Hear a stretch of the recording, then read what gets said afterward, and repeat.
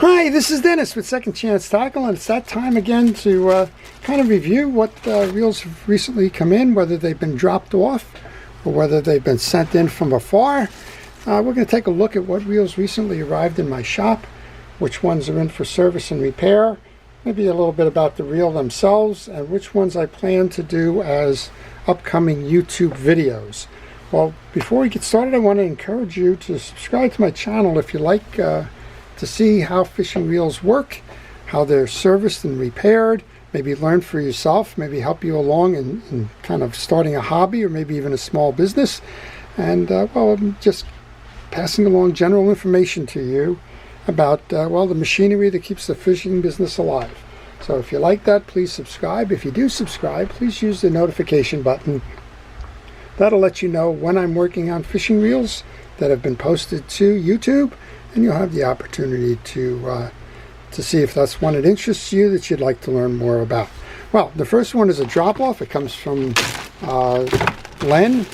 He's here in New Jersey, and he's got 3 reels in for me. They're all classic kind of reels, and they all need a little bit of something, probably TLC.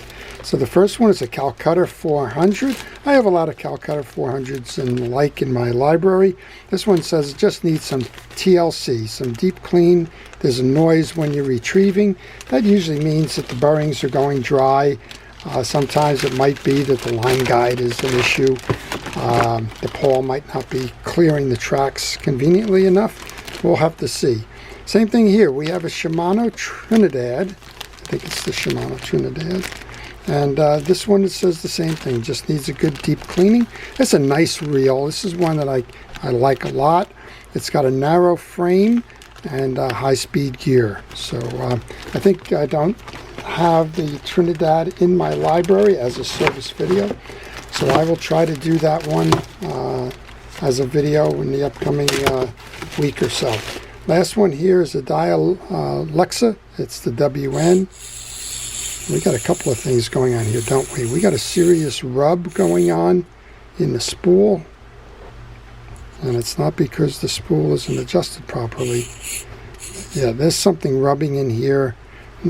He said noise. Well, he's right. There's a lot of noise, but that's the spool and the case. So this one's going to be worth taking apart to find that out. Maybe we'll do a video on it, see if it's something that's interesting enough that we want to pursue in terms of sharing with you why that fishing reel has failed. Well, the next one is a whole group of reels that came in. Actually, it was dropped off in 2 stages. The fellow dropped off a series of reels. This is David. He's also in New Jersey. He dropped off a series of reels and asked me if I could work on some of the others. And, well, when he found that out, he came back, dropped off some more. So I have 8 or 10 reels here. They're project reels. David's been buying these basically from folks that he knows that are fishing, and well, they just choose to upgrade to go to more modern reels. He loves the older reels, so that's what we have in for service. The first one in is an Abu Ambassador. It's the 7000 series, the 7000C, and it just says that he would like me to replace the drag washers in addition for the service. He's bought a lot of reels. He doesn't know the history of those reels. He intends to be using them a lot. And well, he's asked me on all of these that if possible, could I replace the drag washers? So I'm going to go do that. We've done several of these. These are the Daiwa Sea-Line 27H. These are fun reels. They were well done. David takes the advice to loosen the drags when you're not using them. These are just very nice reels. Some of you are looking at that and thinking you're seeing the Penn 310. They are very similar in nature, the Sea-Line with the line guide and the Penn versions, all about that same period, and all of them very nice reels. Here's another one of those. Then we have the bigger one. This is probably one of my all-time favorites. This one is the Daiwa Sea-Line 50H. This one is almost indestructible. It is a aluminum-based frame and spool meant for big fish. This one's missing a post screw. David just happens to be lucky that I still have some parts for those reels. And the last one in this group was a tried and trusted Penn Jigmaster 500. So David likes to do a lot of near or inshore fishing here on the Jersey coast. He likes to fish the blackfish, or sometimes we call totag, and all of those reels will suit him well for that. Well, the second box, after he found out what else I worked on, he brought me a second box. This is the bigger brother to the 7000. This is the Penn Ambassador 10000, and this one, well, we've been playing around a little bit with this one. The drag washers are pretty well worn on this one, even though it's in nice condition. We're going to go replace the drag washers in addition to servicing that reel.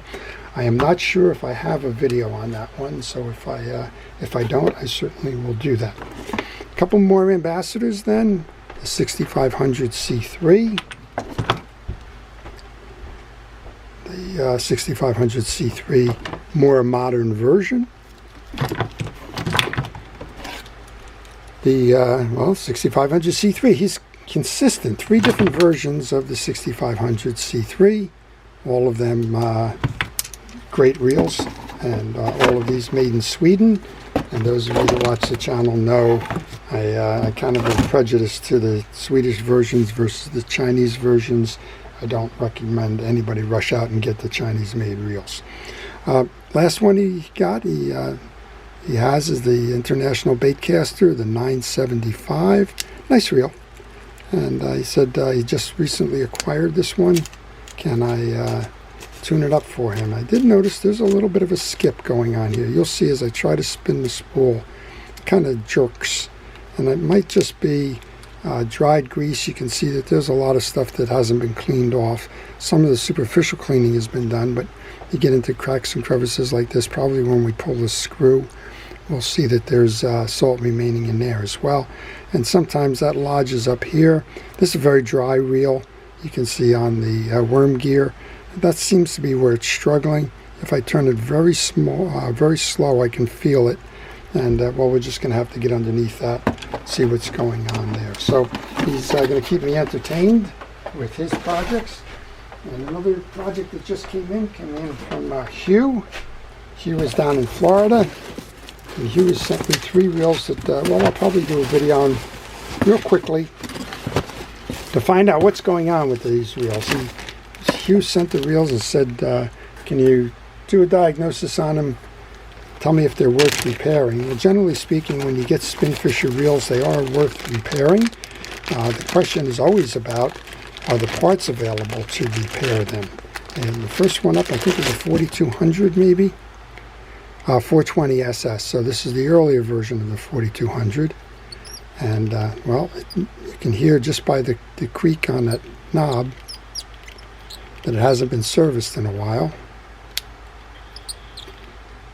We have an we have kind of a skippy anti-reverse. This has got a unique anti-reverse in it.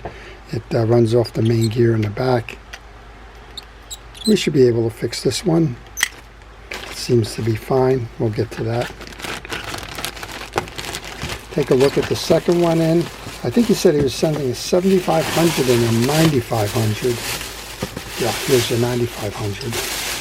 That's a beast. And this is one of those reels. I was kind of having a back and forth conversation with him. I said, I don't care what it looks like. Mechanically, if this thing can be restored, it doesn't matter what they look like. It can go fishing for a long time to come.